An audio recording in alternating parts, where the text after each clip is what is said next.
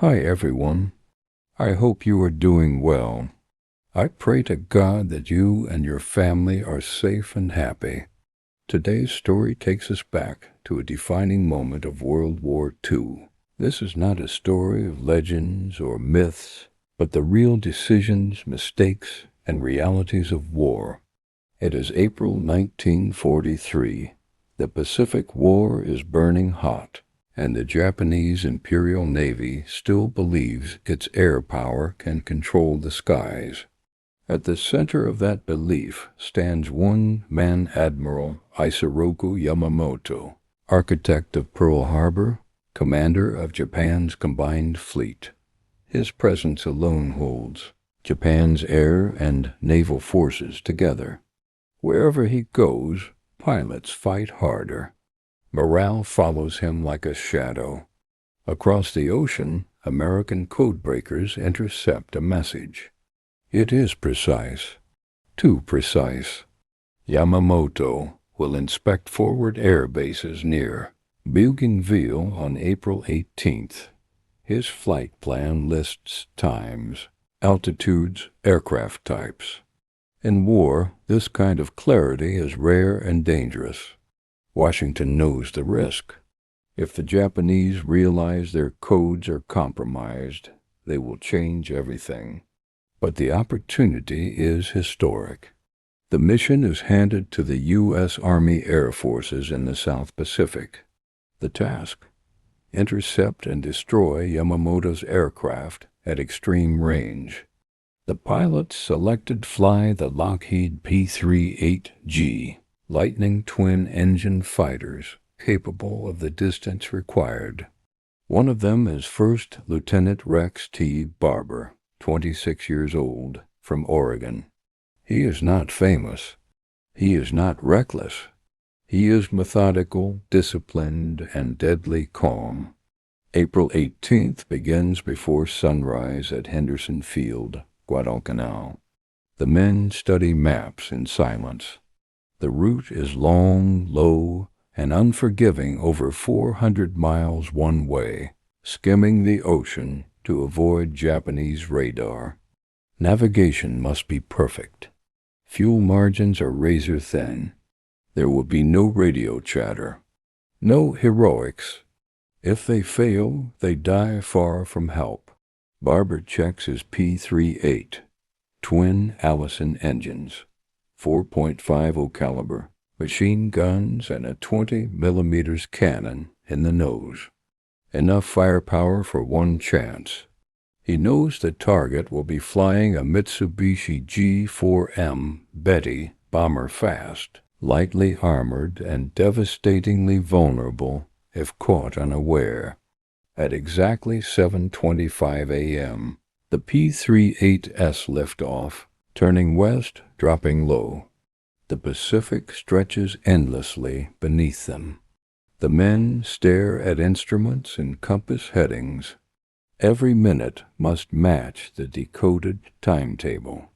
Too early, and the sky is empty. Too late, and Yamamoto lands alive. As the fighters approach Bougainville, Barber feels the tension tighten. The coastline emerges through haze. Jungle, clouds, time is running thin. Eyes scan the sky. Then movement. 2 bombers. 6 escorting 0 fighters.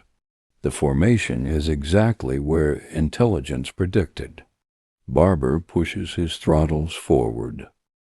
Barber angles his P-38 upward, just enough to gain speed without giving away position.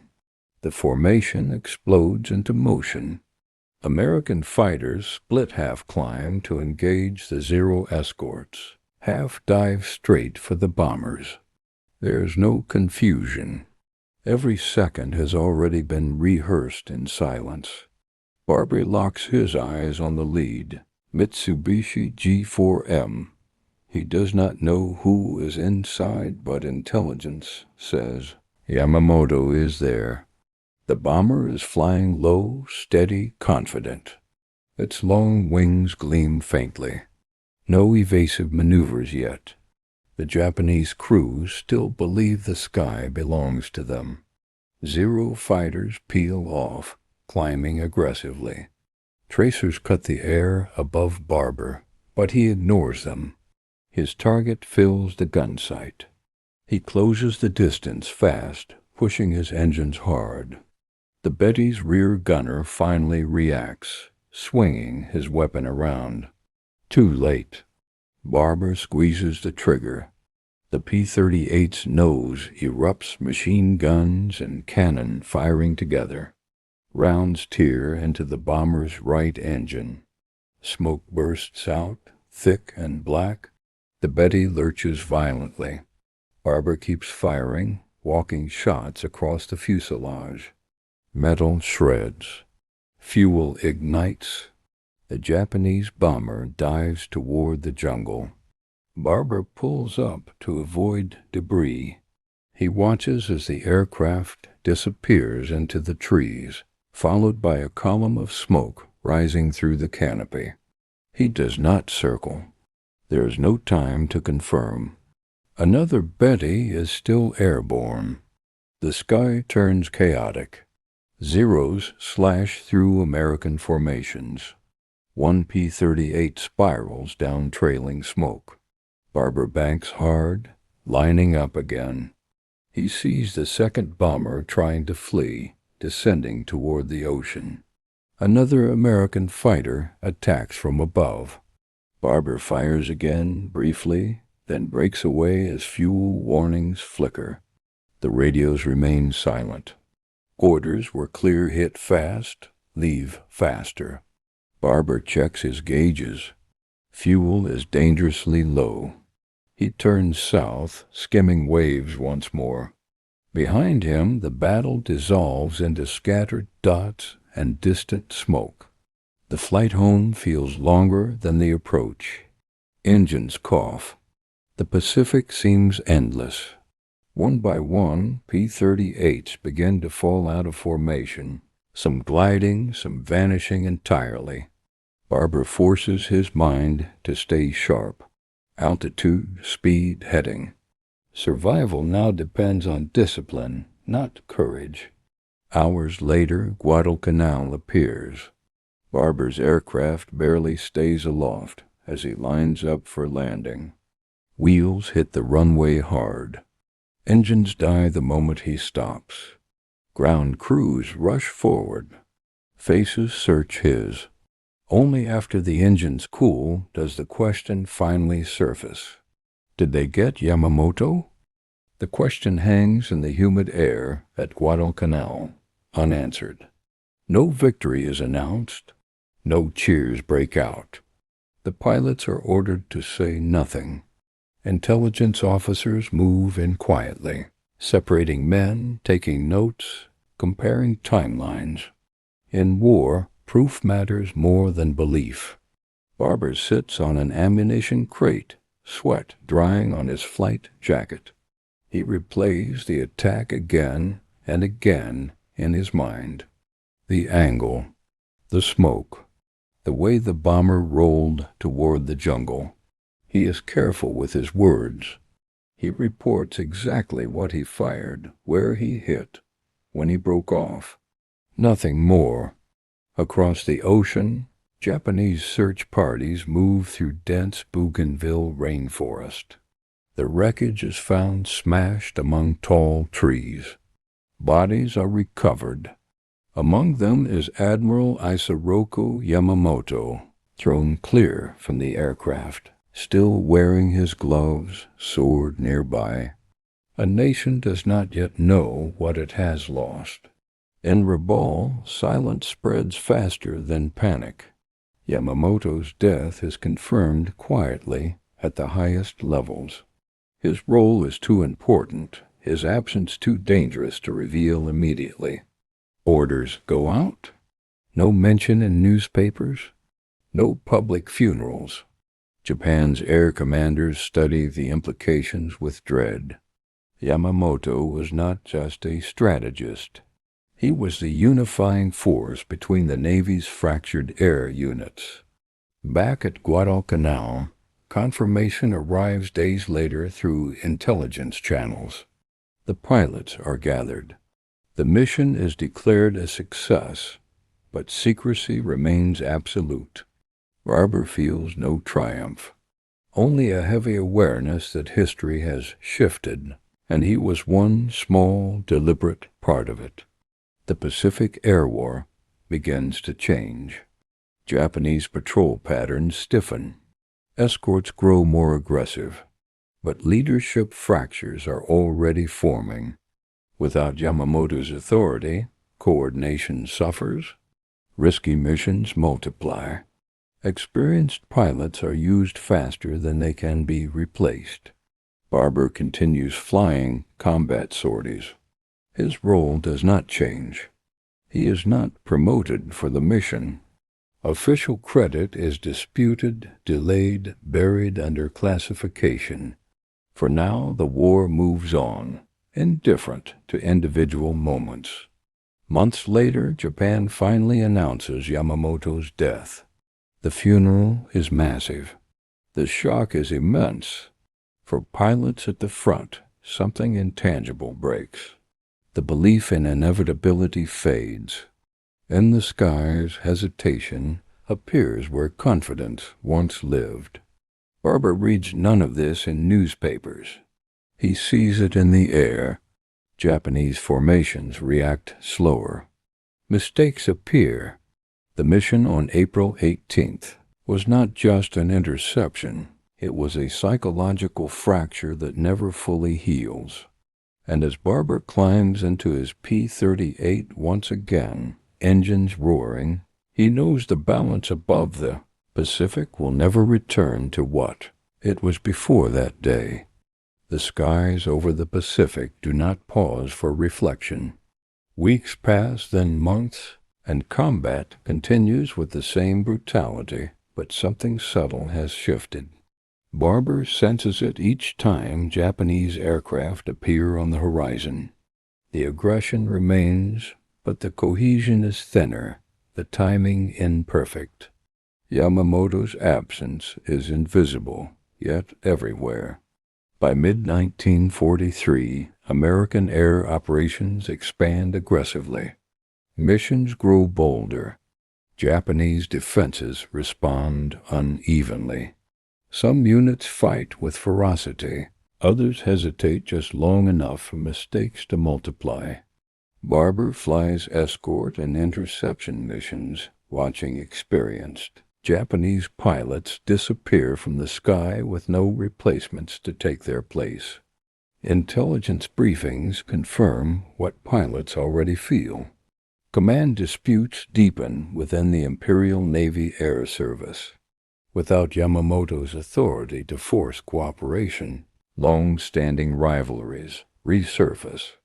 Air units prioritize survival over coordination. Fuel shortages worsen. Training hours are cut. Barber is ordered on another long-range patrol. As he flies, he recalls April 18th, not with pride, but with clarity. The mission succeeded because it was precise, disciplined, and restrained. Now he sees the opposite in enemy movements. Overconfidence has been replaced by strain. A formation of Zeros approaches from high altitude. Barber holds position. The engagement is brief, sharp. Two Japanese fighters break formation too early. One overshoots. The other climbs without cover. Barber fires once. The aircraft tumbles downward. No chase, no confirmation. The fight dissolves as quickly as it forms. Back on the ground, replacement pilots arrive young, quiet, visibly undertrained. Barber understands the implication instantly. Japan is burning through its remaining veterans. The loss cannot be repaired by speeches or ceremonies. News filters in slowly. Japanese strategic air defense has weakened across key regions. Escort failures increase bomber losses. The chain reaction that began on April 18th is spreading outward. touching every airfield, every squadron.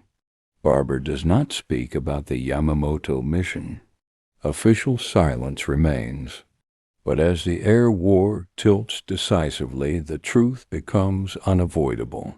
Removing one man altered thousands of decisions.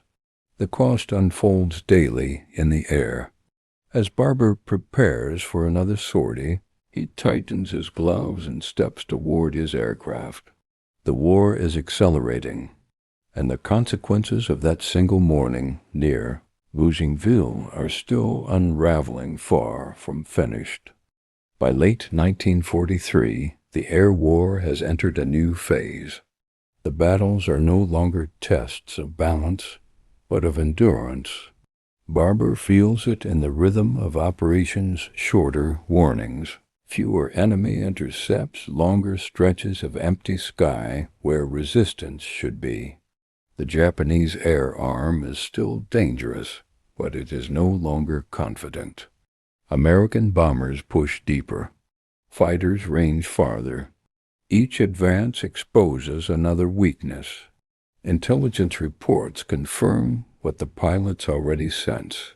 Japanese air units are fighting blind more often than not.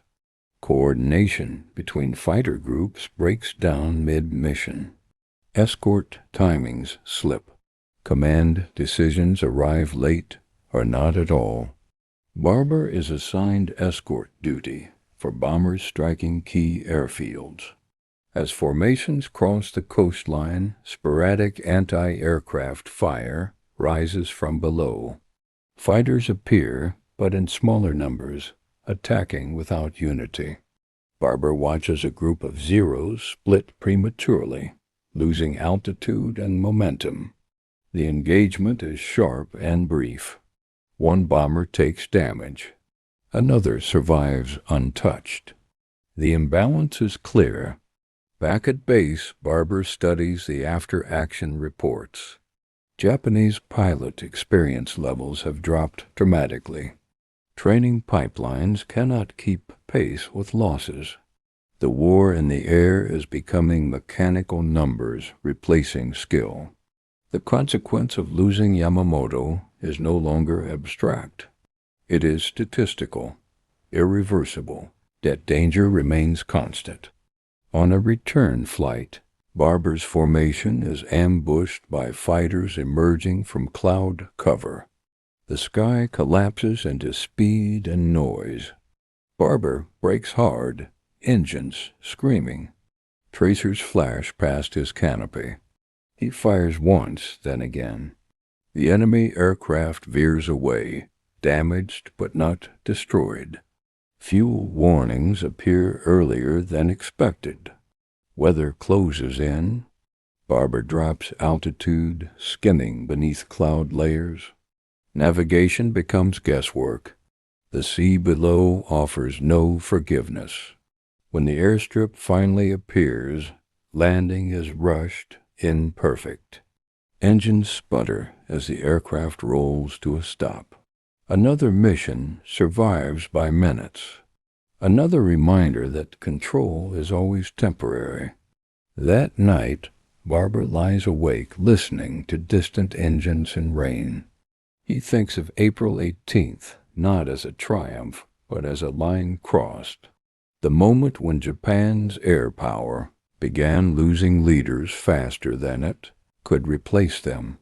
The war is not over, not even close, but the path ahead is narrowing for one side, and Barber knows tomorrow's mission will push that truth further into more dangerous skies. The tempo of war tightens as 1944 approaches. The Pacific skies are more crowded, now more American aircraft, more missions, more pressure applied without pause. Barber feels the strain building on both sides. For Japan's air forces, there is no recovery cycle left, only reaction. Another briefing. Another map weighted with red lines pushing west. Targets are farther. Risks compound. Barber listens, expression unchanged. The mission is familiar.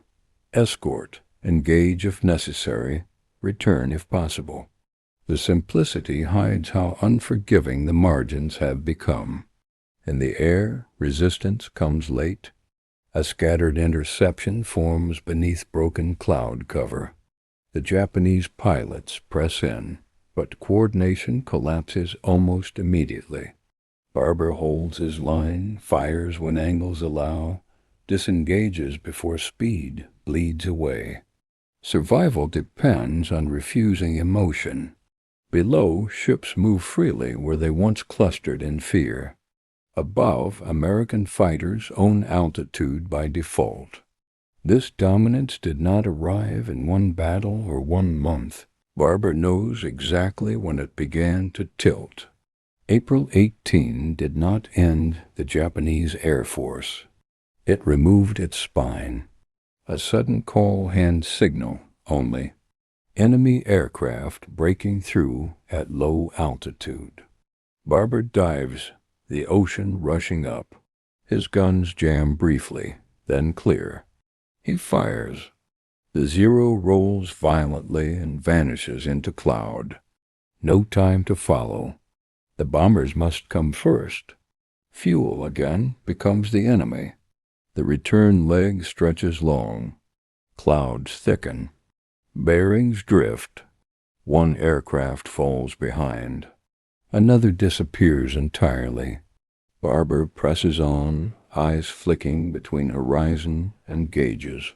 When land finally emerges, the relief is short-lived. The runway is crowded, damaged, barely sufficient. Barber lands hard. The aircraft survives. The mission counts as a success. There is no celebration. The war demands another sortie tomorrow. Years later, historians will debate credit, tactics, ethics. But in this moment, standing beside his silent P-38 Barber understands the truth more simply. One mission, executed with precision and restraint, altered the balance of decision-making in the air. The cost unfolds not in headlines, but in absence of leaders, of experience, of coherence. As night falls, engines start again, somewhere down the line. The war continues unfinished, and the consequences of that morning near. Bougainville are still flying somewhere ahead, waiting.